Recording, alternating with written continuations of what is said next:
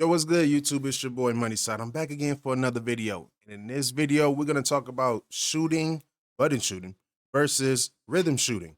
So, NBA 2K Labs did a test, and apparently there's only like a 1% gain that you're getting over one or the other, right? So, let's get into this video. I'm going to give my opinion as we go. Make sure you drop at least 10 likes on this video. I'd appreciate it.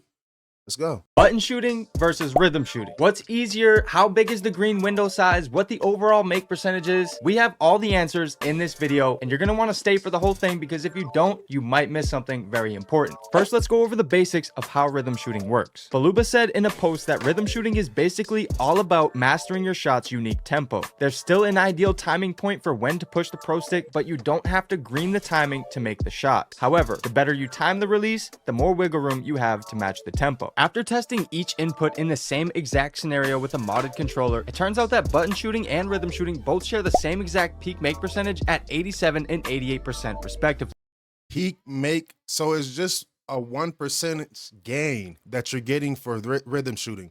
So everybody that's out there, and I'm gonna tell you this, I have been slowly transitioning to rhythm shooting, and I'm telling you, the shots that you can put up, trust me, you moving your thumb from dribbling over to a button, it takes time. You don't have to lift your finger up. You just keep your finger on that thumbstick, and from the dribble animation, you go straight into a shot. It's a lot easier.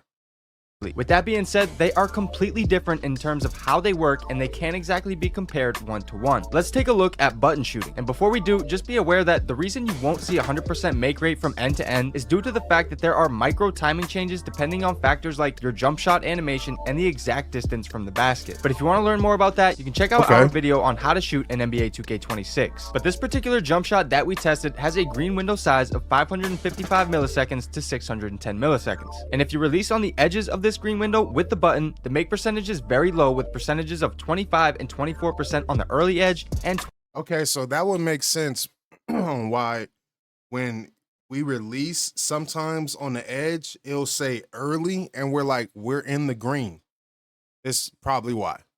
23% on the later edge. But as we get to the middle, we can see the 87% make rate at 580 milliseconds, representing a near perfect release. And from 580 to 590 milliseconds, that 10 millisecond stretch basically guarantees a green release. But outside of that, the drop off in make percentage is pretty significant, falling below 60%, making it much less forgiving than rhythm shooting, and it really only rewards jump shooters with very precise timing. Now let's look at the results for rhythm shooting. On this chart, we can see the push timing on the y-axis and the tempo timing on the x-axis. And then yo, this chart compared to the other chart is crazy.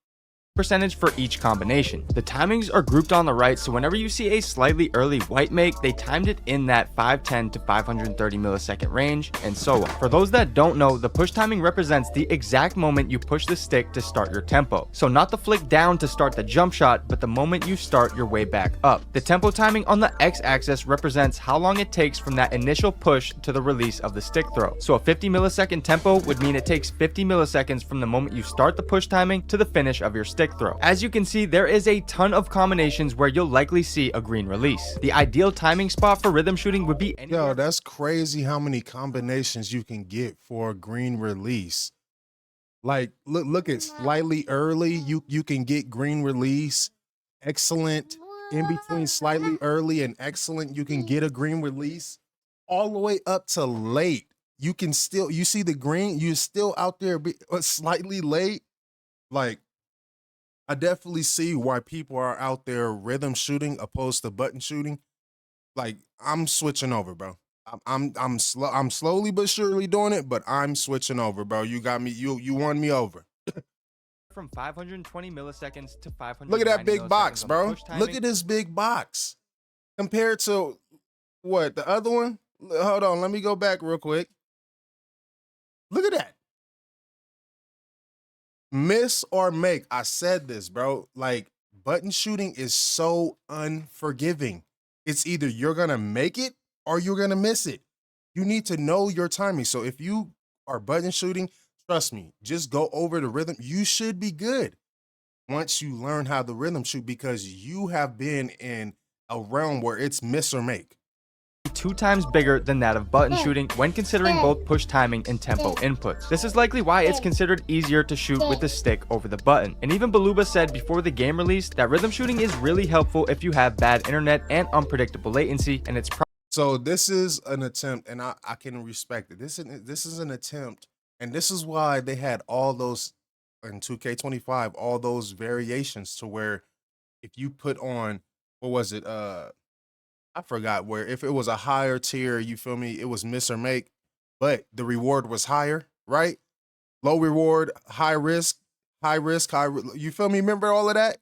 That's why they had that. They brought that over to this, but just put it into the rhythm.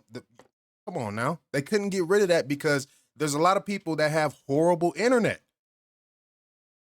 There you go. Probably for this reason. But with all that being said, NBA 2K26 is just much easier to shoot in general no matter which input you use. And if you're consistent with the button, you may not see a huge difference in your shooting splits. Look, I'm shooting 60% straight off of button shooting.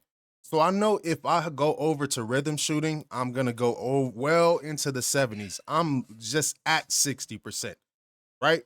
So I'm about to start rhythm shooting, bro. We about to literally like just whatever, man. Just forget it. We gonna try it, man. We gonna do it. Cause I'm telling you, did you see that big old box opposed to just that one line?